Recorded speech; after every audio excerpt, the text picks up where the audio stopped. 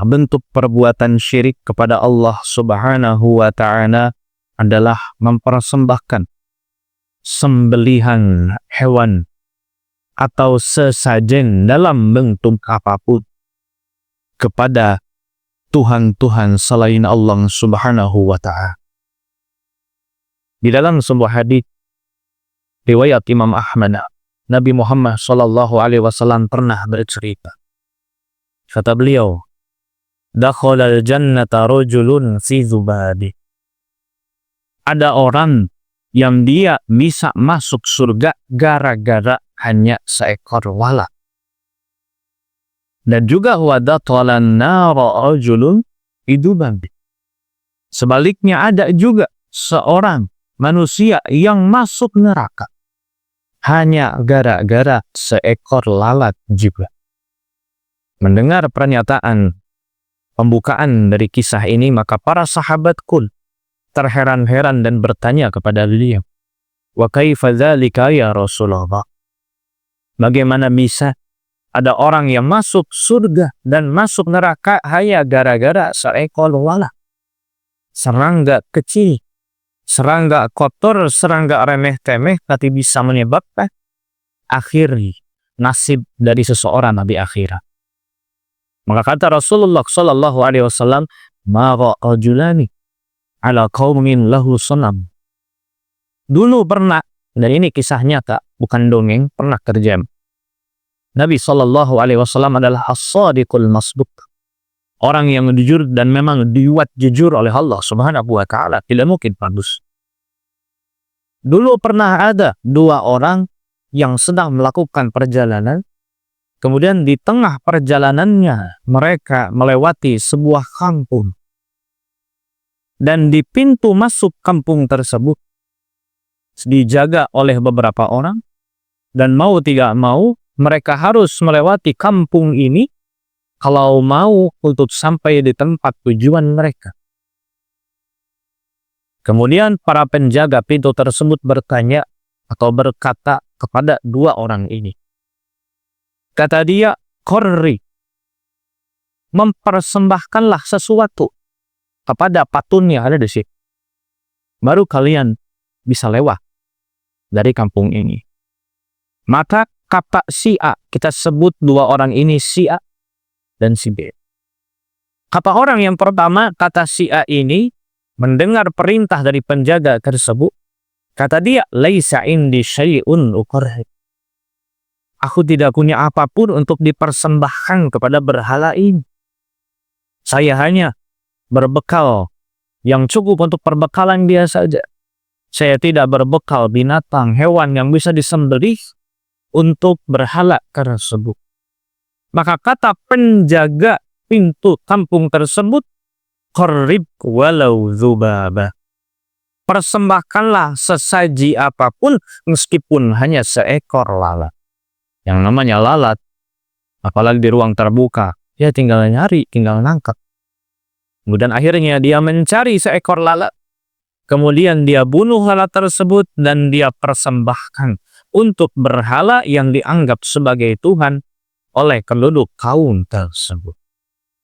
Maka gara-gara itu, fakhallu sadilahu, orang tersebut oleh penjaga kampung tersebut dibiarkan untuk lewat sehingga dia bisa selamat sampai ke tempat tujuannya.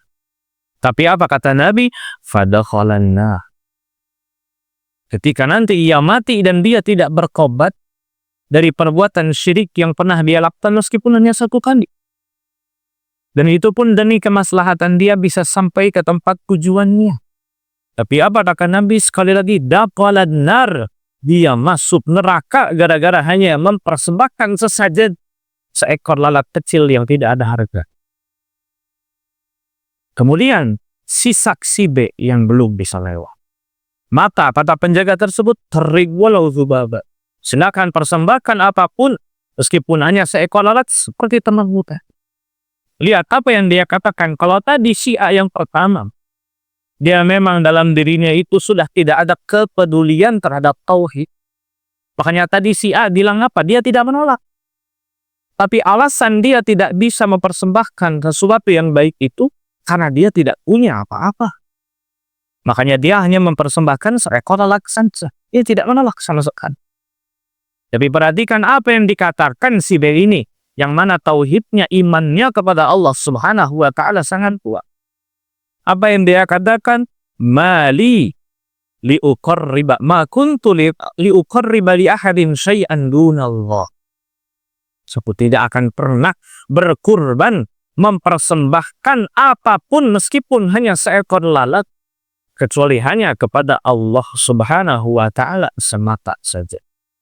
Mendengar jawaban itu, maka bukan hanya tidak dibiarkan lewat, maka orang ini, kata Nabi, fadarabu unuqahum, maka lehernya dipenggal, fadakhala jahannam. Tapi ketika dia mati gara-gara membela tauhid, tidak mau memberikan persembahan apapun meskipun hanya sesuatu yang remeh kepada selain Allah Subhanahu wa Ta'ala, dan dia rela mengorbankan nyawanya demi mempertahankan keyakinannya itu, maka lihat apa yang Allah berikan baginya. Dia layak untuk masuk ke dalam surganya Allah Subhanahu wa Ta'ala.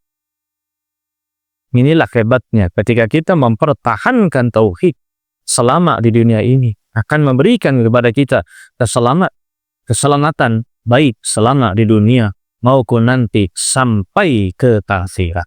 Barakallahu li wa lakum.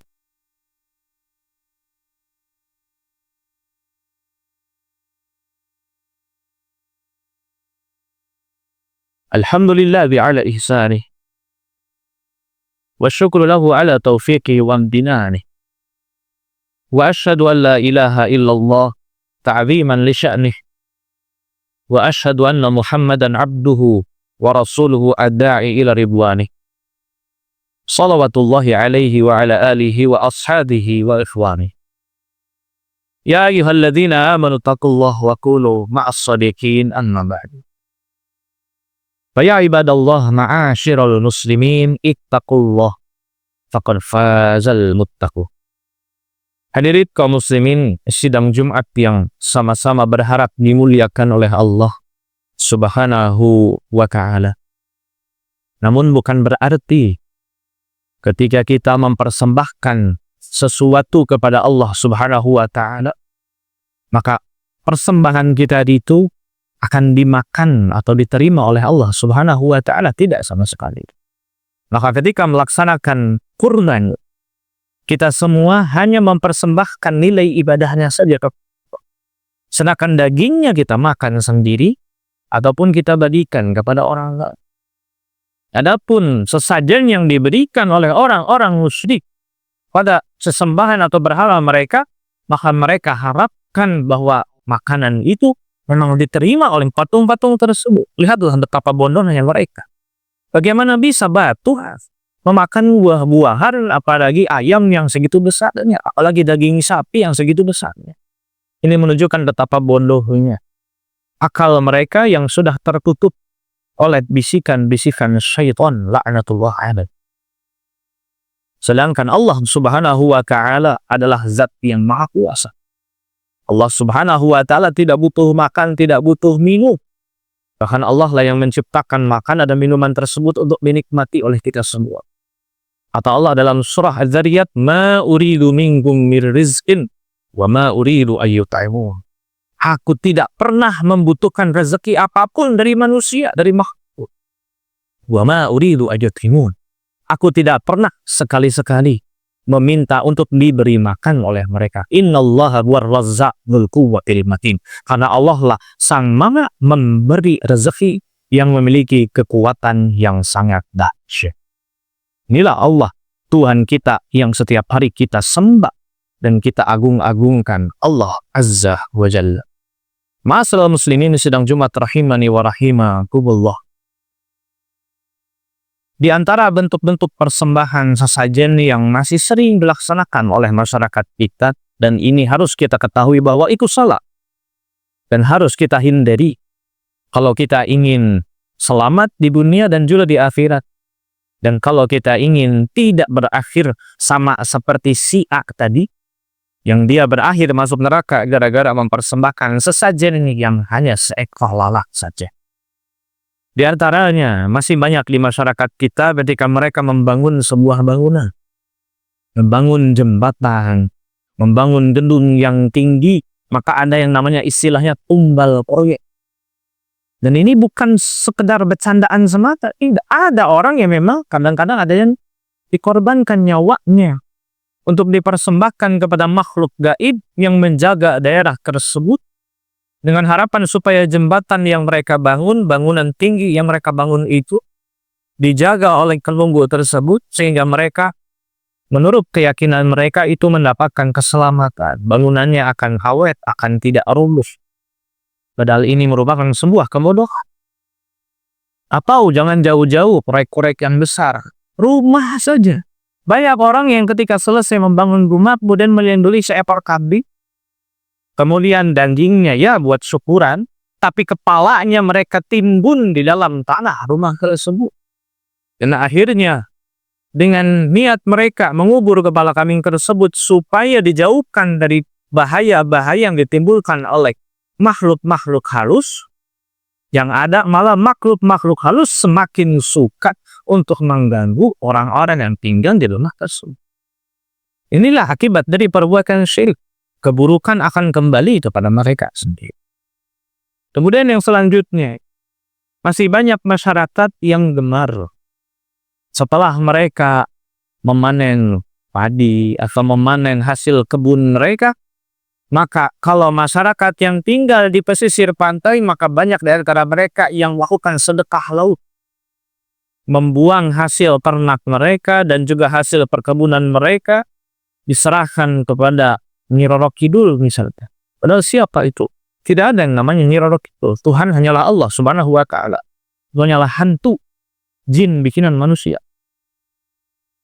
Kalau yang tinggalnya di pegunungan seperti di Gunung Bromo misalnya, maka di puncak Gunung Bromo sering dilakukan ritual dimasukkan makanan-makanan tersebut ke kawah gunung tersebut. Untuk siapa sesaji ini diberikan? Tidak ada orang pun di situ, tidak ada manusia. Yang ada mereka hanyalah memubazirkan makanan. Kalau lebih baik jika diberikan kepada fakir miskin. Sudah tentu kata Nabi SAW, Inna sadaqah, sedekah itu tutfi'u ghadabar Rabb. Sedekah itu bisa memadamkan murkanya Allah. Tapi sedekah kepada manusia, bukan kepada hantu. Lain kajuri, lain ketika jelek. Sedekah yang baik itu yang akan melindungi kita itu adalah kepada sesama manusia. Yang jelas manfaatnya bisa menghilangkan kelaparan, bisa menghilangkan kemiskinan. Lagi-lagi betapa bodohnya orang-orang musyrik. Akalnya sudah tertutup oleh bisikan setan. Kemudian contoh lainnya misalnya ketika ada orang yang berobat ke orang pintar tapi sebetulnya orang bodoh, orang dukun, maka sering sekali mereka memberikan syarat. Kalau kamu mau sembuh, maka cari ayam cemangi, ayam yang hitam semuanya, kemudian disembelih. Itu sembelihan buat siapa? Selain untuk jin yang diharapkan bisa menyembuhkan penyakit. Dan ini masih banyak di antara di masyarakat kita. Mudah-mudahan yang hadir di masjid ini sudah paham itu adalah perbuatan yang salah. Tapi yang di luar sana masih banyak orang yang mempraktikkan perbuatan syirik yang dimurkai oleh Allah Subhanahu wa Ta'ala ini. Kemudian jangan sangka jemaah kaum muslimin sedang Jumat rahimahumullah. Bukan hanya mempersembahkan makanan-makanan yang nyata bagi penunggu pohon keramat dan lain sebagainya. Tapi ketika kita mengikuti mitos-mitos yang diyakini oleh masyarakat setempat. Contoh misalnya ketika melewati sebuah daerah yang dianggap angker, kemudian kita naik motor atau naik mobil, maka kita disuruh untuk membunyikan klakson 2 kali. Atau menyalakan lampu, atau di mobil ya lampu dim 2 kali misalnya. Atau misalnya tidak bawa kendaraan, jalan kaki, kita harus mengatakan permisi. Punten, permisi ke siapa? Nggak ada orang. Kalau ada orang sedang ngobrol, baru punten. Maka kita telah melewati atau mungkin mengganggu kekhusyuan mereka ketika ngobrol. Kalau nggak ada orang, ngomong siap. Sekali lagi, bodoh punya orang musyrik. Memang bisa jadi ketika melewati sebuah tempat yang sepi, sebuah tempat yang dirasa tanda kutip angker, memang bisa jadi yang namanya jin itu memang bisa untuk melukai atau mencelakai manusia. Tapi bukan dengan cara itu kita meminta perlindungan. Kalau seperti itu kita telah mengikuti apa yang mereka mau. Kita telah memberikan sesajen memang bukan berupa makanan, tapi berupa kesopanan kepada mereka. Buat apa kita sopan kepada mereka? Mereka lebih hina daripada kita. Makanya agama Islam menuntunkan, kata Nabi SAW, jika kalian melewati tempat yang kalian merasa takut dengan tempat tersebut, maka bacalah ucapan atau doa ini. A'udzu bikalimatillahi tammah min kulli syaitanin wa hamma. Atau a'udzu bikalimatillahi tammah min syarri ma khalaq. Baca itu juga sudah cukup. Meminta perlindungan kepada Allah, bukan kepada jurignya, bukan kepada setannya. Allah lah yang akan memberikan kepada kita perlindungan dari berbagai makhluk yang hendak mencelakai kita. Ma'asyiral muslimin sedang jibat rahimakumullah. Maka praktik-praktik sesajen seperti ini sering dibalut atas nama budaya dan adat istiadat. Sehingga akhirnya dianggap baik oleh sebagian masyarakat. Dianggap suci, dianggap bagus, dianggap ritual yang baik. Padahal kita sebagai muslim harus yakin, seyakin-yakinnya bahwa perbuatan ini adalah perbuatan yang salah dan dimurkai oleh Allah Subhanahu wa ta'ala.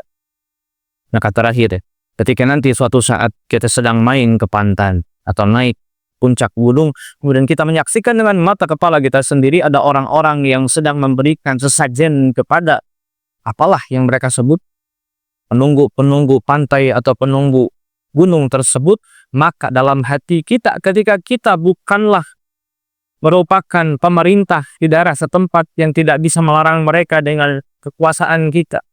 Kita juga bukan tokoh agama masyarakat di setempat sehingga tidak bisa melarang mereka dengan lisan kita. Maka minimal kita harus mengingkari dengan hati kita. Kita yakin itu salah. Jangan sampai meyakini itu benar. Biarlah mereka, amal kita tidak bisa seperti itu. Tidak ada toleransi dalam syirik dan maksiat kepada Allah Subhanahu wa ta'ala. Salah ya salah. Jangan sampai kita meyakini itu adalah perbuatan yang benar. Maka tidak ada yang namanya toleransi dalam perbuatan syirik kepada Allah Subhanahu wa ta'ala. Ma'asyiral muslimin sedang Jumat rahimani wa rahimakumullah. Demikian kiranya khutbah yang dapat khatib sampaikan pada kesempatan yang mulia ini. Semoga bisa menjadi ilmu yang bermanfaat bagi kita semua dan juga wabil khusus semoga bisa menjadi amal jariyah bagi khatib yang menyampaikan. Allahumma inna nas'aluka bi anna lakal hamda la ilaha illa antal mannan. Badi'us samawati wal ard ya dzal jalali wal ikram ya hayyu ya qayyum. Allahumma shalli wa sallim wa barik ala abdika wa rasulika Muhammadin wa ala alihi wa ashabihi ajma'in wa man tabi'ahum bi ihsanin ila yaumiddin. Allahumma ighfiril mu'minin wal mu'minat walil muslimin wal muslimat al ahya'i minhum wal amwat innaka sami'un qaribun mujibud da'wat. Rabbana la tuzigh qulubana ba'da idh hadaytana wa hab lana min ladunka rahmah innaka antal wahhab. Rabbana atina fid dunya hasanah wa fil akhirati hasanah wa qina adzaban nar. Subhana rabbika rabbil izzati amma yasifun wa salamun alal mursalin walhamdulillahi rabbil alamin.